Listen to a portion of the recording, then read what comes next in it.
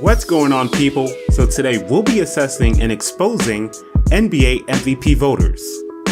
Now in 2015, the NBA for the first time in its history released the media ballots for all of the end of season awards, which allowed for greater clarity and transparency between the voters, players, and the viewing public.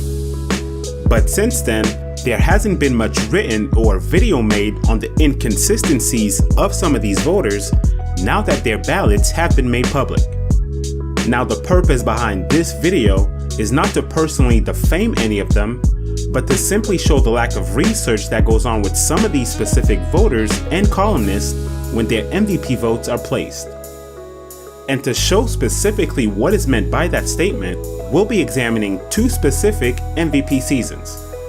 That being the 2014-15 season, when Stephen Curry was named MVP, and the 2016-17 season, when Russell Westbrook was named MVP. During the 2014-15 season, the NBA MVP came down to two specific players, James Harden and Stephen Curry. Now, a case could have been made for either players, and actually was, as James Harden was voted MVP by the players, while Stephen Curry was voted MVP by the national media. But in regards to the media ballots, what needs to be analyzed is the thought process and justification as to why Stephen Curry was chosen as MVP. In 2015, Stephen Curry led the Golden State Warriors to a franchise record and NBA best 67 wins, all the while surpassing his own NBA record for most three-pointers in a season. So the national media chose Stephen Curry as the MVP behind the motto "Best Player on the Best Team." So while James Harden had relatively better individual stats, winning was the #1 priority for most of the media when it came to voting. And this leads us to last year's MVP.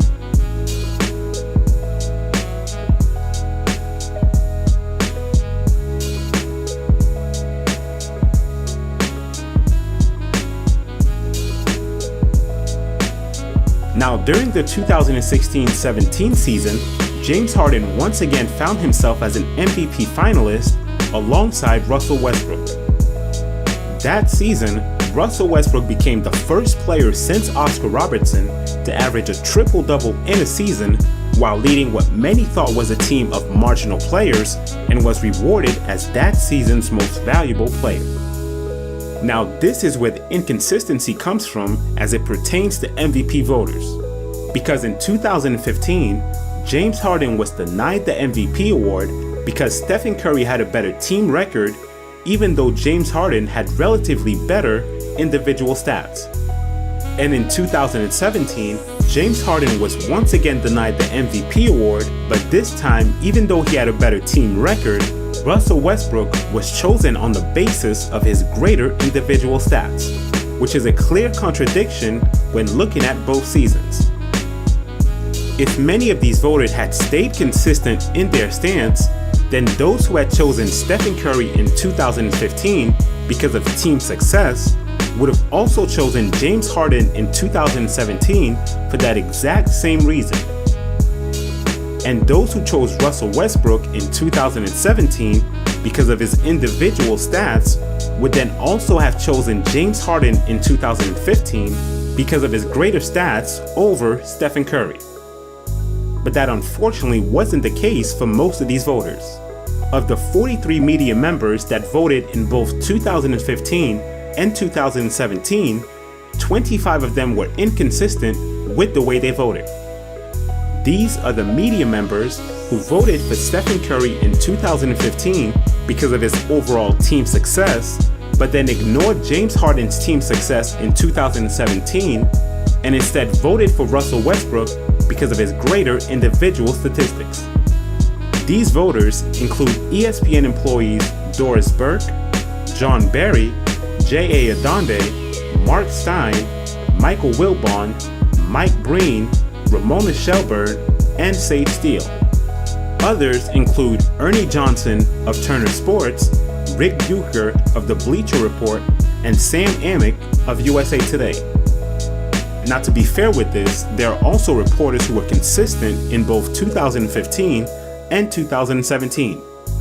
These are the voters who chose James Harden in 2015 and Russell Westbrook in 2017 because of their great individual seasons, or those who chose Stephen Curry in 2015 and James Harden in 2017 because of their great team success.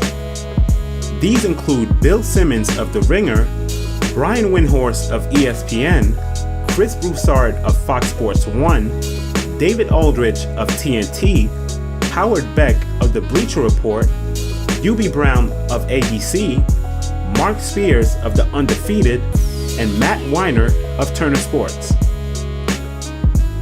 Now, the biggest argument from those who were inconsistent with their votes was that Russell Westbrook's numbers in 2017 were not only greater than James Harden, but also that those numbers had historical implications, in that Russell Westbrook had been the first player since Oscar Robertson to average a triple-double in a season. But this justification only shows the lack of analysis and research that many of these reporters did not conduct prior to casting their votes. In an older video titled "The Truth About Russell Westbrook's Triple-Doubles," the numbers behind his 2016-17 season were shown to be highly manufactured. A basic summary of that video highlights the fact that while Russell Westbrook averaged 31.6 points per game, which made him the NBA's leading scorer, he did so while taking more shots than any other player in the league, was the most inefficient player amongst those who scored 25 or more points per game in field goal percentage and effective field goal percentage, was the 32nd most inefficient out of 33 players amongst those who scored 20 or more points per game, and that was also in both field goal percentage and effective field goal percentage, and was the 64th most inefficient 30-point scorer in NBA history out of 68 players. In terms of his playmaking, Russell Westbrook's 10.4 assists per game were third most in the NBA that season. But when those assists were combined with his 5.4 turnovers per game, which were second in the NBA, that then gave Russell Westbrook the worst assist-to-turnover ratio in NBA history amongst players who averaged 10 or more assists per game in a season. And as many already know, Russell Westbrook's 10.7 rebounds were a byproduct of his teammates doing the dirty work by boxing out the other team and letting Russell Westbrook grab uncontested rebounds. This was proven by video footage and also by the fact that Russell Westbrook had the lowest contested rebound percentage of any of the top 10 defensive rebounders in the NBA that season. So while Russell Westbrook did average a triple-double, his numbers, when put in context, tell a totally different story. Now, this isn't to diminish Russell Westbrook as a player, but it is to show that even the logic that many of these voters used in regards to their decision was not based on proper research and analysis. But this isn't the first time. In 2015, Mike Crispino of MSG Network Radio gave Stephen Curry a 5th place vote, picking Marc Gasol of the Memphis Grizzlies over him, who finished 8th overall. Then we have Gary Washburn, who was also one of the inconsistent voters in 2017, and who was the one reporter in 2013 who kept LeBron James from becoming the first unanimous MVP by giving his first place vote to Carmelo Anthony. That season, LeBron James played in 9 more games than Carmelo Anthony, led the Miami Heat to the best record in the league while going on a 27-game winning streak, and was a part of the All-NBA and All-Defensive First Team. Gary Washburn also chose Carmelo Anthony over Kevin Durant, who played in 15 more games than Carmelo Anthony that season, led the Oklahoma City Thunder to the second best record in the league behind the Miami Heat, and had the first 50-40-90 season while scoring 25 or more points since Larry Bird. And in 2000, Fred Hickman kept Shaquille O'Neal from becoming the first unanimous MVP by giving his first place vote to Allen Iverson, who ended up finishing 7th overall in MVP voting. That season, Shaquille O'Neal was the league's leading scorer, led the Los Angeles Lakers to the best record in the NBA, and was named to the All-NBA First Team and All-Defensive Second Team. Now, this is just a small sample size of some of the head-scratchers in terms of MVP voting that many media members have been able to get away with over the years. Now, this isn't to say that there can't be freedom of thought and expression behind their votes, but that this freedom of thought and expression should also be founded on consistency and basic logic. And while many of these media members like to hide behind the subjectivity of the term most valuable, consistency and basic logic are not terms that can be deemed subjective.